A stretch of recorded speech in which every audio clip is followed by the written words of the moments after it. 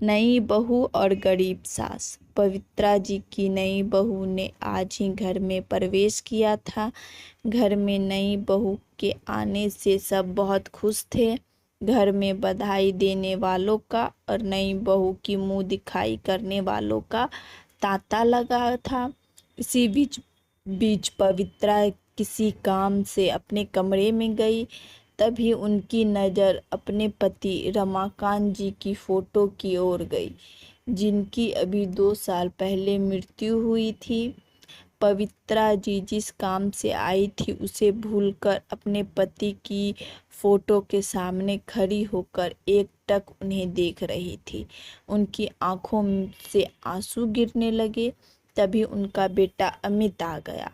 अमित, माँ, क्या बात है? आप रो क्यों रही हो? सब ठीक तो है? पवित्रा जी, नहीं बेटा, कोई बात नहीं, बस तेरे पापा की याद आ गई। वे आज होते तो बात ही कुछ और होती। अमित, हाँ माँ, ये बात तो है, पर आप दुखी मत हो, यह सब भगवान के हाथ में है। चलो बाहर, सब आपका इंतजार कर रहे हैं। पवित्रा जी आंसू पोंछकर बाहर आकर मेहमानों की खातिरदारी में लग जाती है। शादी से भरे घर में सभी नई बहू को घेरे बैठे थे। 2 दिन बाद जब सब मेहमान चले गए तो पवित्रा जी ने बहू बेटे को एक जगह बिठाया और कहा, पवित्रा जी, बेटी, अब यह घर तुम्हें संभालना है। यह लो घर की चाबी। अंजना, माँ जी, ये चाबी आप मुझे क्यों दे रही हैं?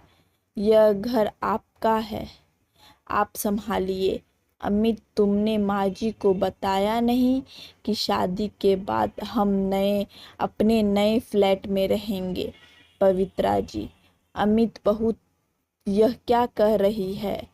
मैंने इतने अरमानों से तुम्हारी शादी की थी और तुम दोनों पहले ही मुझे छोड़कर जाने का प्लान बनाकर बैठे हो। यह कहकर पवित्रा जी रोने लगी। अमित, माँ, ऐसी कोई बात नहीं है। तुम जो जानती हो, अंजना नए ख्यालों की लड़की है, इसलिए हम अलग रहना चाहते हैं। यहाँ यह एडजस्ट नहीं हो पाएगी। हम आपसे कभी कभी मिलने आया करेंगे और आप चाहो तो कुछ दिन के लिए हमारे साथ रहने आ सकती हो। यह सुनकर पवित्रा जी को बहुत झटका लगा। उनके पति का स्वर्गवास हो चुका था। इकलौता बेटा अमित भी उन्हें छोड़कर जा चुका था। अब वे अकेले किसके सहारे रहेगी? यह सोचकर वे रोते हुए अपने कमरे में चली गई। 2 दिन बाद अमित और अंजना अपने नए घर में चले गए। जाते समय अमित ने माँ से कहा, अमित, माँ, मैं आपसे मिलने आता रहूँगा और पैसे भी भिजवाता रहूँगा, आप चिंता मत करो।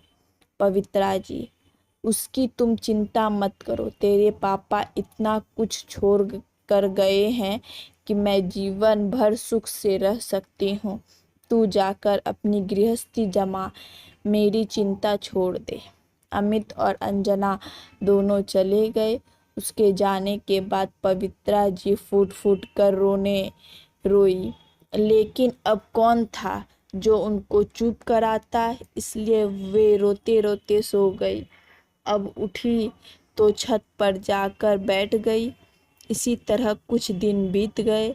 अमित ने अपने नए घर जाकर एक बार भी माँ से बात नहीं की।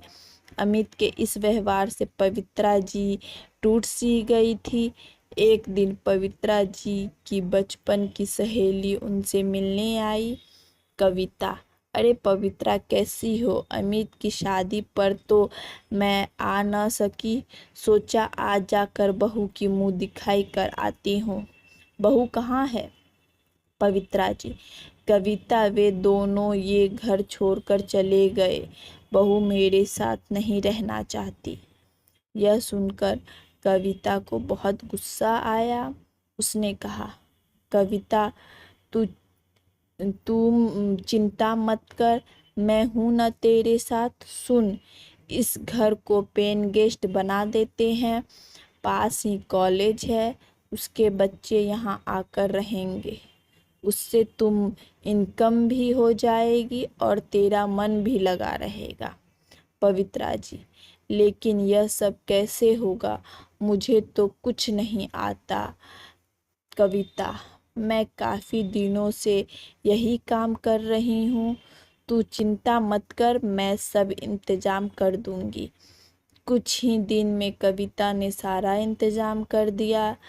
कॉलेज के बच्चे पेन गेस्ट के तरह वहाँ रहने लगे। पवित्रा जी उनसे बातें करती रहती थी, उनका अपने बच्चों की तरह ख्याल रखती।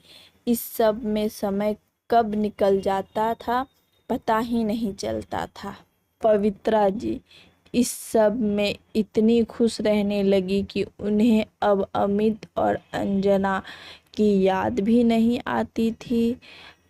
बच्चे भी उन्हें बहुत मानते थे। इस तरह उनका अकेलापन भी दूर हो गया और उन्हें किसी पर बोझ भी नहीं बनना पड़ा। आपको ये स्टोरी कैसी लगी?